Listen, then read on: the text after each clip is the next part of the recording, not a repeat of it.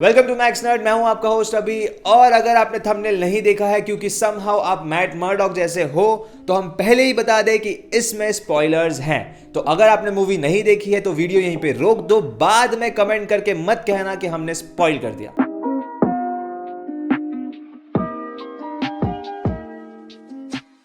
तो finally black Adam के mid credit scene में हमें हमारे हेनरी कैविल का रिटर्न देखने मिलता है DCEU में एज सुपरमैन, जिसके लिए हम बहुत ज्यादा एक्साइटेड थे पहले से, क्योंकि हमें बहुत सारे मिल चुके थे। पर हालांकि डे बाय डे वो एक्साइटमेंट थोड़ी कम हो रही थी। पर भाई जब वो आया यार, मतलब दिल जीत लिया यार। तो चलो इस पर थोड़ा डिस्कशन कर लेते हैं। पर हाँ, अभी हम इन चीजों का जवाब नहीं देंगे कि सुपरमैन अब तक कहां था, ब्लैक सूट का क्या हुआ और कौन सी मूवी कैनन है या फिर नहीं है, वगैरह वगैरह। तो अभी हम थोड़ा सा डेप्थ में जाते हैं DCU के बाहर। तो अभी कुछ टाइम पहले द रॉक ने ये रिवील और कंफर्म किया था कि 5 साल पहले WB वालों ने जस्टिस लीग के रिलीज के बाद हेनरी कैविल को फायर किया था। मतलब समझ रहे हो, WB वालों ने जस्टिस लीग के लिए हेनरी कैविल को फायर किया। चलो फायर किया तो भी किया, भले ये दुनिया का सबसे स्टूपिड डिसीजन था। और फिर तुम सुपरमैन के साथ क्या करते हो? 5 साल में 2 कैमियो, वो भी पीस मेकर और शज़ाम में, जिसमें सुपरमैन बिना सर के उड़ रहा है। तो सुपरमैन की इतनी बुरी हालत हो चुकी है कि उसके ऊपर एक टीवी सीरीज चल रही है। हालांकि वो हमारे दिल के काफी करीब है, पर इसके अलावा भी उसके ऊपर 3 सोलो प्रोजेक्ट्स डेवलपमेंट में है, जिसकी स्क्रिप्ट 4 साल से कंप्लीट नहीं हुई। तो इसमें से एक प्रोजेक्ट था JJ एब्राहम्स का, नाम नहीं सुना? लकीओ। तो बेसिकली ये मूवी 1938 में टेक प्लेस करने वाला था, जो कि एक black and white period comedy drama होने वाला। तो अगला सुपरमैन का जो प्रोजेक्ट होने वाला था वो था WB का ड्रीम प्रोजेक्ट, जिसमें सुपरमैन ब्लैक होने वाला था, कॉज ऑफ ब्लैक पैंथर। और नहीं, ये कोई दूसरा सुपरमैन नहीं है जो कॉमिक में ऑलरेडी ब्लैक है, लाइक वेल जॉर्ड, बल्कि इसमें क्लार्क केंट ही होता, बस ब्लैक। क्या इसे रेसिज्म बोल सकते हैं? और पता है इसका राइटर कौन होने वाला था? Ta-Nehisi Coates। और अगर प्रोनाउंसिएशन सही नहीं है तो मैं सॉरी नहीं हूं। तो अगर आपको इसके बारे में जानना है तो बस इतना जान लो कि ये बहुत ही ज्यादा कंट्रोवर्शियल राइटर है। और आपको इसका शायद एक कॉमिक पैनल भी दिखा होगा जिसमें कैप्टन अमेरिका बोलता है हेल हाइड्रा। तो तीसरा प्रोजेक्ट आ जाता है माइकल जॉर्डन का, जिसमें WB वालों ने पहली बार माइकल जॉर्डन को अप्रोच किया था दूसरे प्रोजेक्ट के लिए। पर माइकल जॉर्डन को क्लार्क केंट प्ले नहीं करना था, वेल जॉर्ड प्ले करना था। True not. तो लाइक हम ये बकवास क्यों कर रहे हैं? जस्ट इमेजिन कि तुम्हारे पास हेनरी कैविल है एज सुपरमैन, एंड उसको भी ये कैरेक्टर बहुत ज्यादा पसंद है, एंड हम नर्ड्स एंड फैंस को भी वो बहुत ज्यादा प्यारा है। और तुम्हारी कोई गलती जस्टिस लीग के लिए तुम उसको फायर कर देते हो। और तुम क्या करते हो? 4 साल में 3 प्रोजेक्ट्स पे काम करते हो और एक की भी स्क्रिप्ट फाइनलाइज नहीं कर पाते। और लाइक पिछले 10 साल में सुपरमैन की सिर्फ 1 मूवी आई है, एंड एंटमैन की 2 मूवी आ चुकी है, और दोनों मूवी ने मैन ऑफ स्टील से ज्यादा प्रॉफिट कमाया। तो अब आते हैं रॉक पे। लाइक उन्होंने ये भी कंफर्म किया था कि वो पिछले 6 साल से ट्राई कर रहे हैं ब्लैक एडम और सुपरमैन को एक साथ लाने का, जो कि WB वालों ने बैटमैन वर्सेस सुपरमैन के डिजास्टर के बाद मना कर दिया था, जो कि थी भी उनकी ही गलती। पर भुगतेंगे तो हम नर्ड्स एंड फैंस ना। और तब से हम हेनरी कैविल ये बोलते आ रहे हैं कि उनको बस एक कॉल आ जाए WB वालों की तरफ से, क्योंकि लाइक वो लिटरली तड़प रहे हैं फिर से सुपरमैन के सूट में जाने के लिए। और दूसरी तरफ WB वाले ये रूमर फैला रहे थे कि वो हद से ज्यादा पैसा मांग रहे हैं और क्रिएटिव कंट्रोल मांग रहे हैं। और वो मांगे भी क्यों ना?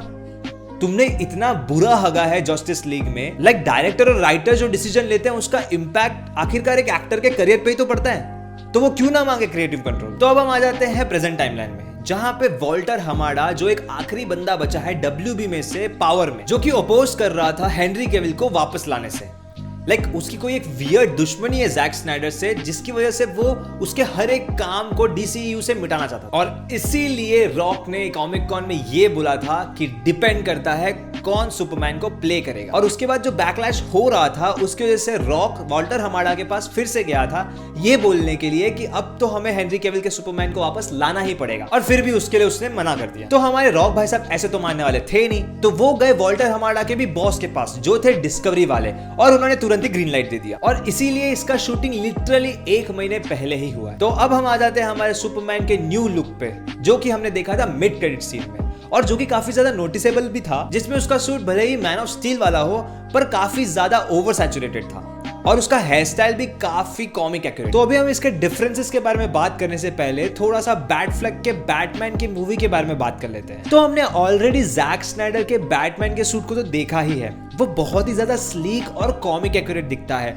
भले ही वो थोड़ा सा अनरियलिस्टिक लगता है, but at the same time वो उतना ही ज्यादा सिनेमैटिक भी दिखता है। तो कुछ कॉन्सेप्ट आर्टिस्ट जिन्होंने बेन एफ्लेक के बैटमैन पे काम किया था, उन्होंने कुछ ऐसे कॉन्सेप्ट आर्ट रिवील किए थे जिसे देखकर ये पता चलता है कि बेन एफ्लेक का बैटमैन कितना ज्यादा डिफरेंट होने वाला था जैक स्नाइडर के बैटमैन। तो इस मूवी में बेन एफ्लेक सिर्फ बैटमैन नहीं है, वो इस मूवी के राइटर, डायरेक्टर और प्रोड्यूसर होने वाले थे, जिसका मतलब कि इस मूवी का पूरा क्रिएटिव कंट्रोल उनके हाथ में होता। जिसका मतलब कि अगर डायरेक्टर रूसो ब्रदर्स है तो उनका विजन अलग होगा, और क्रिस इवांस जो कि कैप्टन अमेरिका का रोल प्ले कर रहे हैं उनका विजन अलग होगा। लेकिन क्योंकि डायरेक्टर रूसो ब्रदर्स है तो फाइनल डिसीजन भी वही लोग लेंगे, ना कि क्रिस इवांस। तो हम ये कहना चाहते हैं कि ये जो सुपरमैन है वो जैक स्नाइडर का नहीं बल्कि हेनरी कैविल का विजन है सुपरमैन को लेके। तो देखो यार, जैक स्नाइडर तो वापस आने वाले हैं नहीं।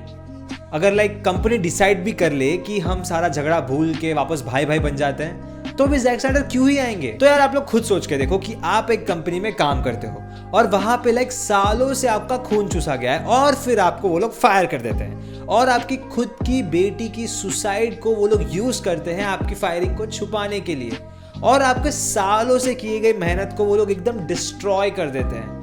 यार मतलब और बोलूं क्या मैं, मतलब समझ में आ रहा है आपको? भाई इंसान है यार, गुस्सा नहीं आएगा क्या उसको? तो यार लिटरली WBD वाले अभी कंगाल हैं। आप लोग समझ रहे हो कि वो लोग बैटमैन की एनिमेटेड सीरीज को डिज्नी प्लस पे बेचने चले हैं। भाई मतलब फिर तो वो दिन दूर नहीं है जब टाइका वाइटिटी हमारे बैटमैन को डायरेक्ट कर रहा होगा, जहां पे वो गे भी है, लेस्बियन भी है, लड़का भी है, लड़की भी है, और मतलब वो भी है, मतलब फुल रेनबो, और मतलब वहां पे वो ब्लैक भी और व्हाइट भी है। मतलब यार क्या कुछ भी हद होती है। तो यार हम लोग इतने टाइम से फाइट कर रहे हैं कि हेनरी कैविल का सुपरमैन बेस्ट है, और उनके पास पूरा पोटेंशियल है दी बेस्ट सुपरमैन बनने का, और उनको रिटर्न करना चाहिए, और उनको एक चांस मिलना चाहिए अपने आप को प्रूव करने का। तो अब जब फाइनली हेनरी कैविल के सुपरमैन को एक चांस मिल रहा है, वो वापस आ चुके हैं और वो अपना पोटेंशियल दिखा सकते हैं और बेस्ट सुपरमैन बन सकते हैं, तो इसमें प्रॉब्लम ही क्या है? और अगर हम लोग इतने टाइम से फाइट कर रहे हैं हेनरी कैविल के लिए, तो हम एक चांस तो उनको दे ही सकते हैं अपना विजन दिखाने के लिए। तो जैसे सुपरमैन का मतलब ही होता है होप, तो